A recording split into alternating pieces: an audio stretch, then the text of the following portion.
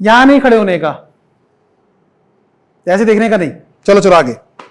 जैसे ही गार्ड ने जोर से चिल्ला के बोला, अजय का ध्यान एकदम टूटा और शीशे के पार खड़ी साइकिल देखते हुए वो हताशा से पीछे मुड़ गया। रोज ऑफिस से आते जाते वो साइकिल को देखता था। देवी, उसकी 7 साल की बेटी, बहुत दिनों से जिद कर रही थी साइकिल के लिए। अभी 4 दिन बाद उसका बर्थडे भी है, तो उसने सोचा था कि ये साइकिल उसको लेके गिफ्ट में देगा बर्थडे पे। पर साइकिल की कीमत उसकी आधी सैलरी से भी ज़्यादा थी।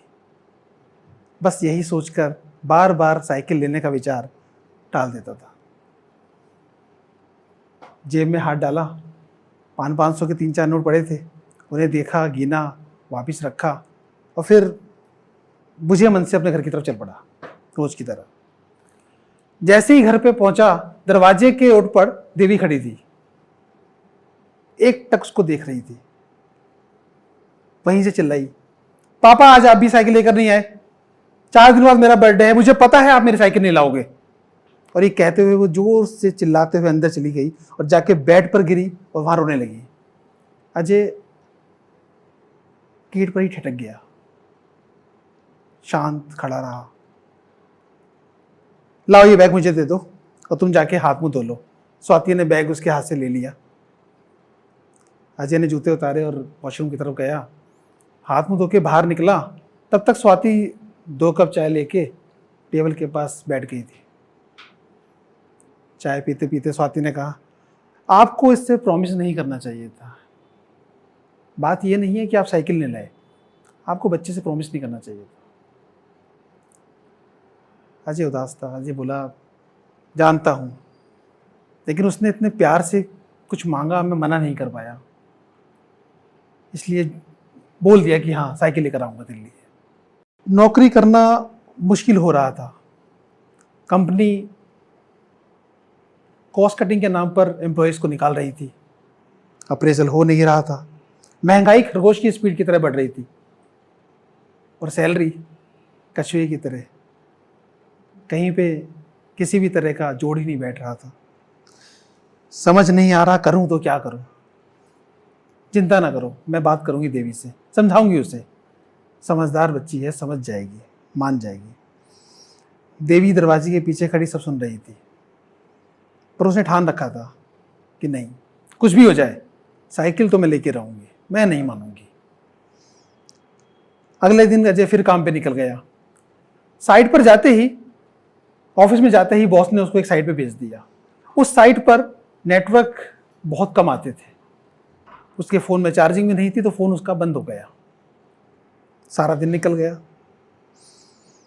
घर में स्वाति ने देवी को समझाने की कोशिश करी, पर स्वाति देवी मानने को तैयार नहीं थी। तभी अचानक गली में जोर जोर से रोने की आवाज़ सुनाई देने लगी। स्वाति ने बाहर जाके देखा तो 4 घर छोड़कर पता चला कि गुप्ता जी रहते थे, अचानक उनकी डेथ हो गई है। देवी भी उनके पीछे पीछे, स्वाति के पीछे पीछे बाहर गई। देखा, औरत आपस में बात कर रही थी कि गुप्ता जी के ऊपर कर्जा काफ़ी था, बहुत दिनों से परेशान चल रहे थे, किसी को बताते नहीं थे, अंदर अंदर घुट रहे थे। कल रात को नींद की गोलियां खाई, नींद की गोलियां कुछ ज़्यादा हो गई, ऐसा सोए कि सुबह उठ ही नहीं पाए।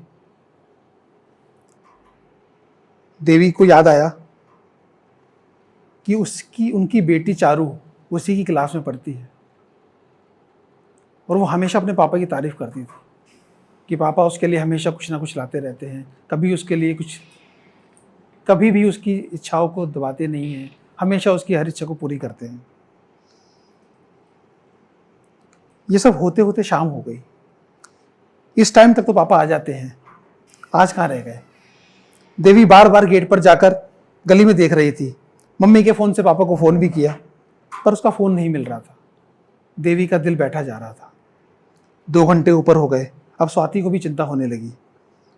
मम्मी पापा कहाँ रह गए, कहीं कुछ हो तो नहीं गया। मुझे साइकिल नहीं चाहिए, मुझे बस पापा चाहिए। आप जाओ और जल्दी से पापा को लेकर आओ। आप फोन करो, कैसे भी करो, पापा को लेकर आओ, मुझे कुछ नहीं चाहिए, मुझे बस पापा चाहिए। तभी पीछे से किसी ने उसके सर पे हाथ रखा। उसने घूम के देखा तो अजय था। वो लिपट गई अपने पापा से। अजय हैरान था और थोड़ा परेशान भी था, समझ नहीं आ रहा था कि अचानक हुआ क्या है। देवी चिल्ला चिल्लाकर रो रो कर बोल रही थी, पापा मुझे कुछ नहीं चाहिए, मुझे साइकिल नहीं चाहिए, मुझे बस आप चाहिए, आप बस मेरे साथ रहना। उसे खुद पर भी गुस्सा आ रहा था कि छोटी सी बेटी है, उसके लिए एक चीज मांगी उसने, वो भी पूरी नहीं कर पा रहा। तभी स्वाति ने उसके कंधे पर हाथ रखा और कहा, सुनो, चिंता मत करो, तुम्हारी बेटी बहुत समझदार है।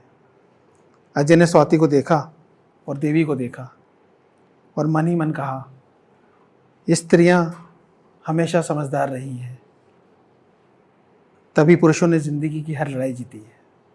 Thank you.